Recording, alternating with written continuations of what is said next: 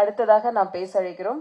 ராஜபுத்திரன் படத்தில் கராராக கந்துவட்டி வசூலித்த ஒரு நடிகர்.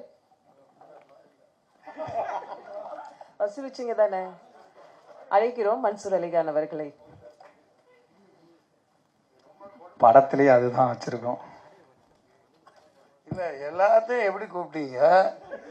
கவிதா மங்கையர்கரசி தொகுப்பாளினி அவர்களே, இது வரைக்கும் எல்லாத்தையும் எப்படி கூப்பிடுச்சு இந்த பாப்பா? இந்த படத்துல கந்து வட்டி வசூலிப்பவராக இது தேவையா உங்களுக்கு? அதான் கவர்மெண்டே வசூலிச்சுட்டு இருக்க ஜிஎஸ்டிங்கிற பேரில். பெரிய கொடுமைடா. இப்படி ஒரு ட்விஸ்ட் இந்த பாப்பா கொடுக்கும் நான் எதிர்பார்க்கவே இல்லை. ஐயா வாங்க. அமித்ஷா அவர்களே, ஐயா வணக்கம். இந்த படத்துக்கெல்லாம் அமித்ஷா வந்திருக்காரு. ஐயா சந்தான பாரதி சாருங்களா?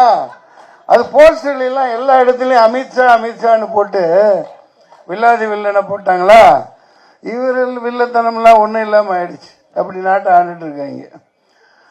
பெரியவர்களே, தாய்மார்களே, நீ ஏன்டா இன்ன வரைக்கும் வந்த இப்போ வேண்டா வர்ற? சின்ன வயசு இந்த எல்லாம் போன பிறகு என்ன கூப்பிடுறாங்க. சரி, ராஜபுத்திரன் பிரபு அவர்களே, ஐயா வரல,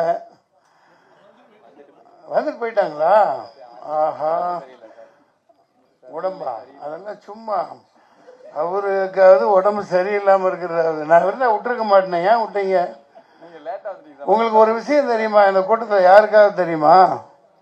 அதாவது அவர் அளவுக்கு இந்தியாவிலேயே குதிரை ஓட்டக்கூடிய ஆள் யாருமே இல்லை. ஜெயச்சந்திரன் சார் வணக்கம். பிரபு சார் கேப்டன் மிரண்டிருக்காரு. பெங்களூர்ல பயங்கரமா படிக்கல ட்ரைனிங் எடுத்தவர். குதிரை செத்தாலும் அவரு இறங்க மாட்டார், கீழே பறப்பார். 120 கிலோமீட்டர் ஸ்பீட்ல பறப்பாரு பிரபு சார். அவருக்கு போய் உடம்பு சரியில்லைன்னா எப்படி? இன்னொன்னும் நம்ம அப்படியே விஷயங்கள் மறந்துடுவேன், சொல்லிட்டு போகணும். ஒரு சில படங்கள் குதிரைக்கு முக்கியத்துவமா கண்டா ஏதோ வர சொல், இந்த மாதிரிலாம் படங்கள் வந்தது. கதாநாயகர்கள் குதிரை ஓட்ட கத்துக்கங்க முதல்ல.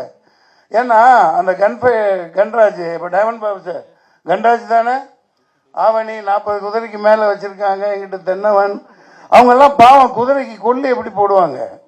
கதாநாயகர்கள்லாம் பில்டப்லயே வாழ்ந்துட்டு போறாங்க. ஒரு குதிரை ஓட்டுற செய்யறேன்னா குதிரை கத்துக்கணும். அது என்ன ஒரு 1000, 2000, 1000, 10,000 கொடுத்து கத்துக்கிறதுல என்ன? கத்துக்க மாட்டேங்கிறாங்க. பில்டப்லயே ஓடிட்டு இருக்குது. பில்டப்லயே எல்லாம் ஓடுது. குதிரையும் பிழைக்கும், அவங்களும் பிழைப்பாங்க. அதனால இது ஒரு தகவலா இனிமேல் வர்ற கதாநாயகர்கள், உனக்கு குதிரை ஓட்ட தெரியுமா? உண்மையா? அதே 2 கால் குதிரை சொல்லல. அந்த பாப்பா இருக்குது, பயங்கரமான பாப்பாப்பா. கதாநாயகி பேர் என்ன?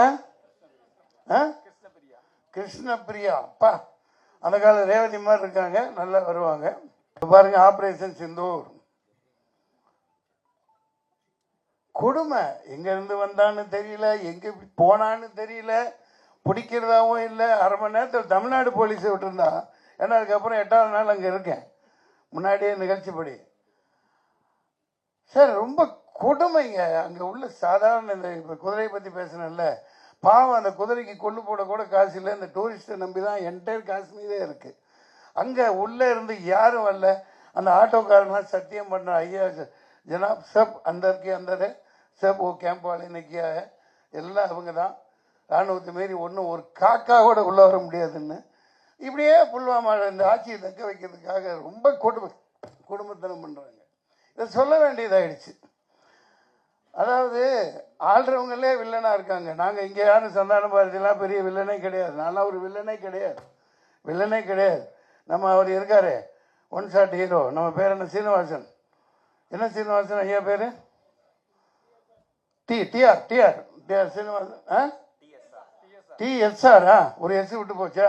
அதனால என்ன இப்போ நடிக்கிறது ஒரு சீனு தான் அந்த மாதிரி.